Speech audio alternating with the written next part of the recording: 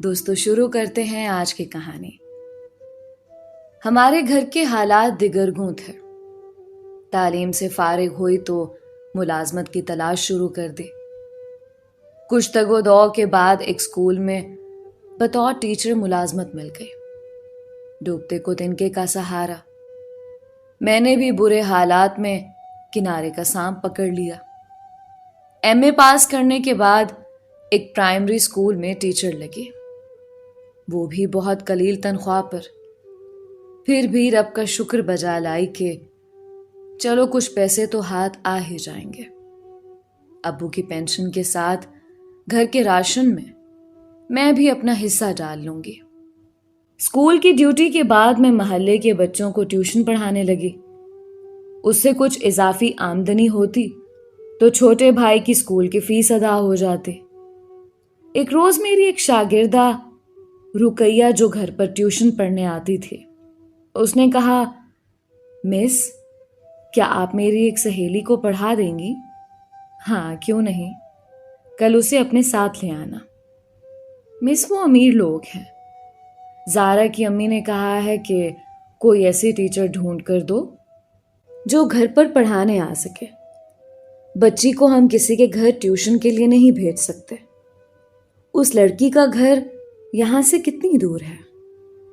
کچھ دور ہے، مگر پیدل کا رستہ نہیں ہے۔ ان سے کہو سواری کا انتظام کر دیں تو میں پڑھا دوں گی۔ اگلے روز رقیہ نے بتایا کہ زارا کی امی کہتی ہیں وہ سواری کا انتظام کر دیں گی، ان کی امی کی گاڑی آپ کو گھر لے جائے گی اور چھوڑ بھی جائے گی، اور جو فیس آپ کہیں گی وہ دے دیں گی۔ ٹھیک ہے، ان کو بتا دینا کہ وہ مجھے شام 5 بجے لینے آ جائیں، میں 1.5 گھنٹہ پڑھا دوں گی، اور ٹیوشن فیس بھی میں نے ان کو بتا دی۔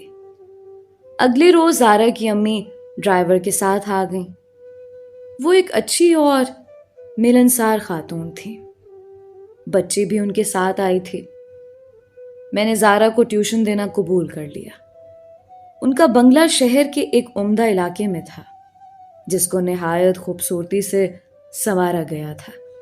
دبیز، خوش رنگ، نرم اور قیمتی قالین، فانوسوں سے مزین چھتیں۔ مجھے ایک ملازمہ نے ایک کمرے میں بٹھایا جو مشرقی طرز پر آراستہ تھا۔ یہ زارا کی امی کا کمرہ تھا۔ انہوں نے روایتی طریقے سے قالین بچھا کر اس پر خوش رنگ گاؤ تکیے رکھے ہوئے تھے۔ اس کمرے میں ٹیک لگا کر ٹانگیں پسار کر بھی بیٹھ سکتے تھے۔ میز کرسیوں کا تکلف نہیں تھا۔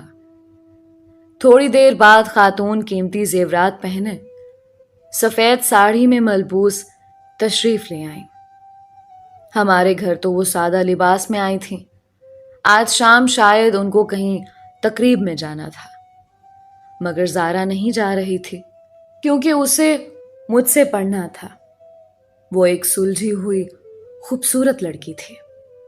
پہلی نظر میں ہی وہ مجھے اچھی لگی۔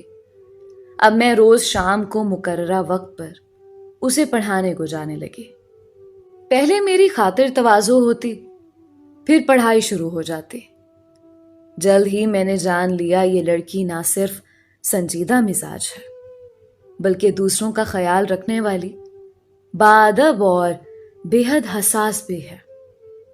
وہ ایسی شاگردہ تھی جس کا مجھے خاص خیال رکھنا پڑتا تھا، اور وہ بھی میرا خاص خیال رکھتی۔